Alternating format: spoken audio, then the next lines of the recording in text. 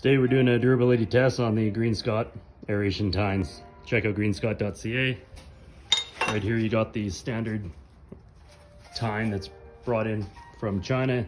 They measure 0.090 in thickness. These actually measure 0.0103 to 0.05 in thickness.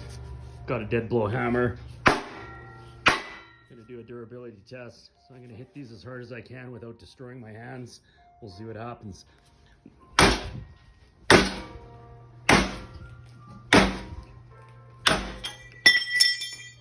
Well, that hit the floor. So go over the Green Scott one here, preloaded into a vise. And again, let's see how we're gonna hit this. Same direction.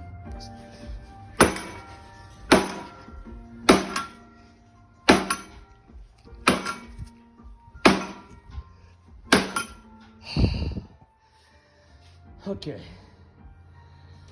small little workout. Quite durable. Check out my products, greenscott.ca.